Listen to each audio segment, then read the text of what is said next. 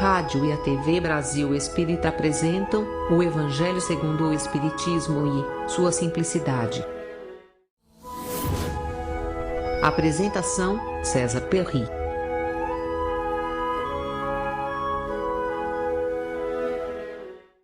Amigos da Rádio Brasil Espírita de Maceió, estamos aí com o programa Evangelho segundo o Espiritismo e sua simplicidade, sempre seguindo, obviamente, uma obra básica de Allan Kardec, que é o Evangelho segundo o Espiritismo, que temos comentado capítulo por capítulo. Hoje nós estaremos analisando o capítulo 19, que tem um título muito sugestivo: A fé transporta montanhas. Aliás, é uma frase popular já, muito repetida entre as criaturas de uma forma geral. Pois Allan Kardec começa a sua análise em torno desse tema, como sempre colocando versículos do Novo Testamento. E aí ele introduziu versículos de Mateus e passa a partir daí a fazer os seus comentários e depois concluindo com as instruções dos Espíritos. O versículo que ele selecionou de Mateus é muito interessante, porque quando Jesus chegou até uma determinada localidade, uma senhora em desespero se lançou, e um homem, aliás, se lançou aos pés de Jesus dizendo: Senhor, tende piedade de meu filho, que está lunático e sofre muito, porque ele cai frequentemente no fogo e frequentemente na água. Jesus escutou o apelo daquele homem, de um pai de família, e aí a partir desse momento estabelece-se um diálogo entre Jesus e seus discípulos, que dizendo o seguinte: eu o apresentei, o homem, dizendo, aos vossos discípulos, mas não puderam curá-lo. Então Jesus, continuando no diálogo que se estabelecia, disse: ó raça incrédula e depravada, até quando estarei convosco? Até quando vos sofrereis? Trazei-me aqui essa criança. E Jesus, tendo a criança na sua proximidade, ele mais uma vez exalta o trabalho que deveria ser feito e respondeu que, na verdade, eles não haviam conseguido curar aquela criança porque era uma raça incrédula, Porque eu vou-lo digo em verdade, asseverou Jesus, se tivesses fé como um grão de mostarda, direis a essa montanha: transporta-te daqui para ali, e ela se transportaria, e nada vos seria impossível. E Jesus curou aquela criança. Mas existe aí uma simbologia: a fé que transporta montanhas. É interessante, então, que essa frase nós não podemos levar ao pé da letra. Então não é através da fé que as pessoas vão movimentar uma montanha ou se preocupar em movimentar objetos ou grandes objetos. Não é essa a questão.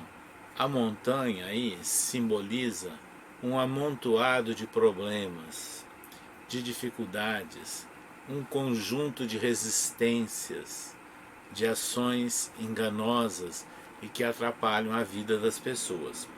Então é isso que Jesus estava se referindo. Então, através da fé é possível nós afastarmos uma montanha de problemas, uma montanha de dificuldades, de limitações. Essa é a essência do recado de Jesus. E Allan Kardec passa a comentar no Evangelho segundo o Espiritismo, capítulo 19, esse item, dizendo o seguinte: É certo que a confiança nas nossas próprias forças nos torna capazes, né, em condições de executar algo, né, que é importante. Mas aqui, disse Kardec, é no sentido moral que nós precisamos entender essas palavras, sentido moral do que significa esse conjunto de problemas, as montanhas, vamos assim dizer. As montanhas que a fé transporta são as dificuldades, as resistências, a má vontade. Em uma palavra, anotou Kardec, que se encontra entre os homens mesmo quando se trata das melhores coisas, os preconceitos da rotina, o interesse material, o egoísmo, a cegueira do fanatismo, né? As paixões orgulhosas, são outras tantas montanhas que barram o caminho de todo aquele que trabalha pelo progresso da humanidade. Então fica claro, né, o que significa montanha, né, nessa assertiva de Jesus. Esclarecida essa simbologia, então Allan Kardec passa também a falar que a fé robusta é aquela que dá perseverança nas pequenas e nas grandes coisas, não é? Que pode superar a incerteza, a dubiedade. É esse esforço que deve ser continuado de nossa parte. Então nós temos que aprender, buscar os caminhos de vencermos as dificuldades, de superarmos os obstáculos. Então, anotou Kardec que a fé se diz da confiança que se tem no cumprimento de alguma coisa, na certeza que nós podemos atingir um fim. Então é ela que dá uma espécie de lucidez. Agora é importante, né, que Allan Kardec, nesse capítulo 19 de O Livro dos Espíritos, sobre a fé transporta montanhas, ele faz a apologia do poder da fé, sem dúvida nenhuma. Mas nós não podemos confundir a fé com presunção, com interesses objetivamente materiais. O poder da fé, a que Kardec se refere, é aquela aplicação direta, especial, que pode inclusive gerar uma energia magnética, uma força diferenciada que nós conhecemos através da realidade, da certeza que somos seres espirituais e imortais e que somos portadores de alguns poderes, né, anímicos ou também de intermediação mediúnicos, né, com o mundo espiritual. Então, isso tudo, esse poder dessa fé, dessa vontade de doar, de ajudar, de colaborar vibratoriamente, energeticamente em favor de pessoas necessitadas, isso também é uma manifestação de fé, de boa vontade, de doação, e que vai realmente também se caracterizar pela movimentação de uma montanha, vamos assim dizer, né? A montanha daqueles que estão envolvidos no pessimismo, no medo, na incerteza, não é? E criando uma atmosfera de doenças muitas vezes.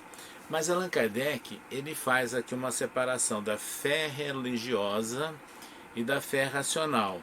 A fé para nós espíritas não é aquela crença dogmática, né, de crer ou morre. Não. É uma fé que nós aprendemos a pensar sobre o que significa. Há pouco eu estava dizendo que a fé que movimenta a boa vontade e o desejo de ajudar, energeticamente, é como se criasse um dinamismo em favor do próximo. Então nós estamos raciocinando em torno de um fenômeno que age, que funciona em função da criatura, que alimenta a sua fé, o seu desejo de ajudar. Então isso é muito importante para todos nós. Então é isso que nós temos que aprender a movimentar todas essas montanhas do negacionismo, do pessimismo, do culto à doença, não é? Do culto à perseguição. Allan Kardec, ele analisa nesse capítulo 19 também a parábola da figueira seca, que quando eles estavam saindo de Betânia, tiveram fome, né? E viram ali uma figueira. E que aí, a partir daquela figueira que estava presente no cenário, né, ali naquela paisagem, é importante que Jesus disse à figueira que ninguém coma de ti nenhum fruto, e que seus discípulos ouviram. No dia seguinte, passando pela figueira, viram que ela havia se tornado seca até a raiz. E Pedro, lembrando-se das palavras de Jesus, lhe disse: Mestre, vede como a figueira que amaldiçoastes ontem tornou-se seca. Jesus, tomando a palavra, lhe disse: Tende fé em Deus. Eu vou-lo digo em verdade, que todo aquele que disser a essa montanha, tira-te daí, lança-te ao mar, e isso sem hesitar no coração, mas crendo firmemente que tudo o que houver dito acontecerá, ele o verá com efeito acontecer. Então a figueira seca, aqui nessa parábola, desse registro de Marcos, simboliza, na verdade, as pessoas que não têm senão as aparências do bem. Quer dizer, uma figueira que tem um figo, né? Aparência, mas que em realidade não produzem nada de bom, porque tem um tipo de figueira realmente que não produz aqueles frutos adequados para nós. Então aí Kardec comenta, Allan Kardec que comenta isso no capítulo 19, oradores que têm mais brilho do que solidez na mensagem, as suas palavras têm o verniz da superfície, agradam aos ouvidos, mas quando ouvidos ou perscrutados, nelas não se encontra nada de substancial para o coração.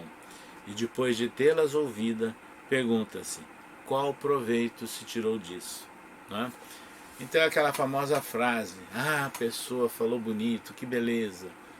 E o que você entendeu? Realmente ele falou difícil, mas eu não entendi.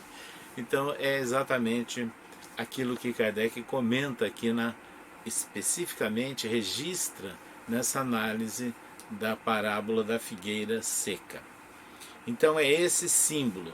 Então nós temos que pensar que os médiuns, as criaturas que atuam no movimento espírita, os cristãos de uma forma geral, são reconhecidos pelo bem que fazem, e uma compatibilidade entre aquilo que fala, entre aquilo que ensina, com aquilo que realiza. Esse é o importante. Então é esse destaque que Allan Kardec nos dá. Então, para nós, escreveu Allan Kardec em O Livro dos Médiuns, inclusive, a finalidade da mediunidade, segundo o Espiritismo, é dar ao homem o conhecimento da verdade e contribuir com a melhora espiritual do homem.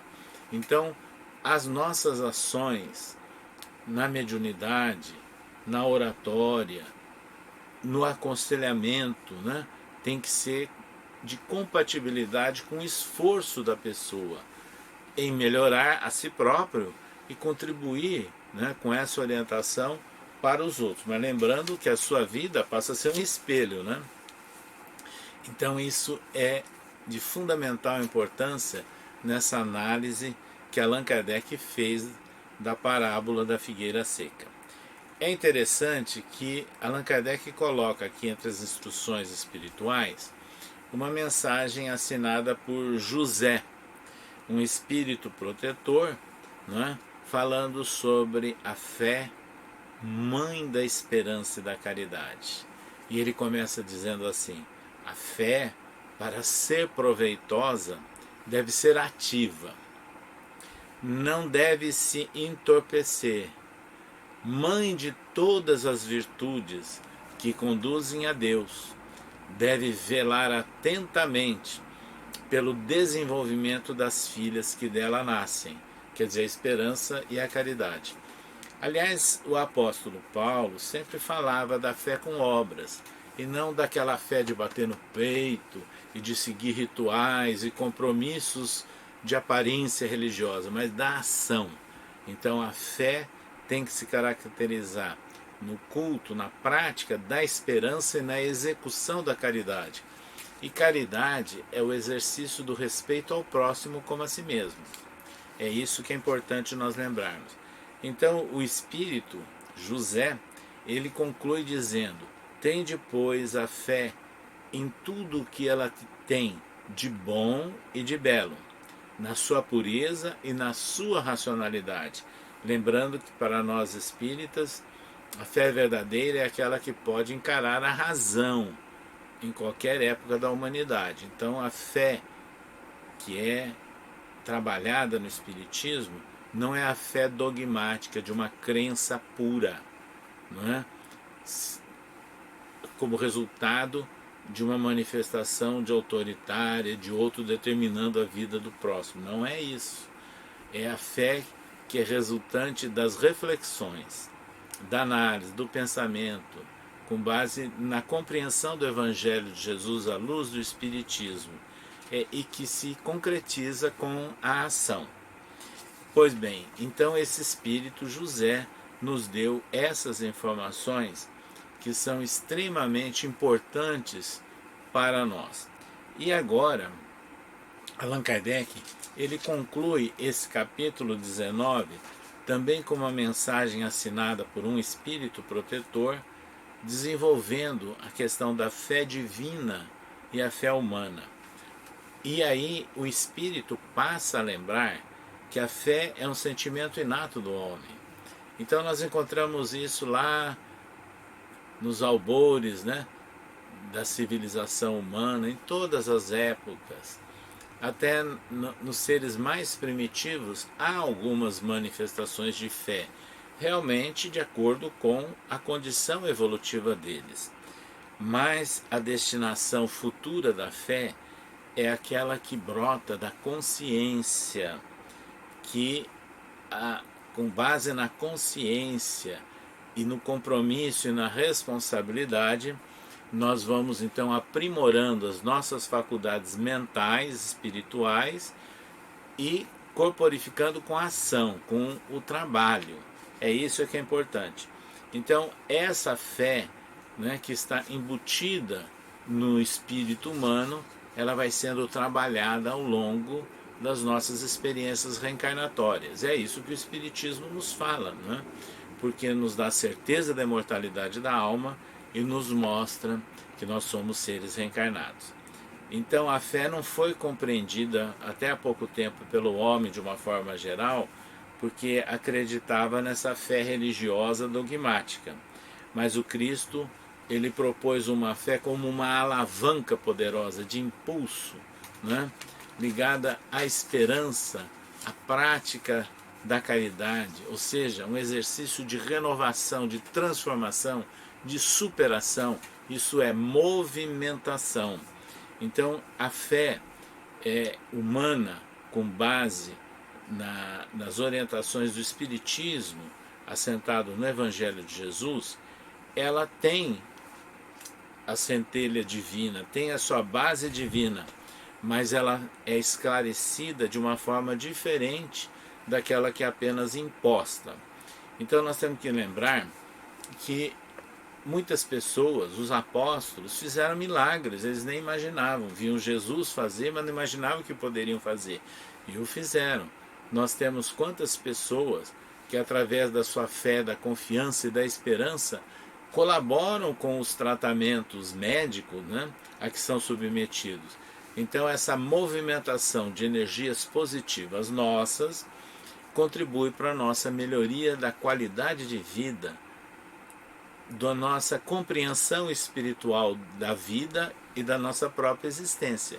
Então é isso que é importante, a aproximação, que a fé, ela é humana, mas ela tem também o magnetismo, ligado, evidentemente, a energias maiores, não é, que emanam de Deus.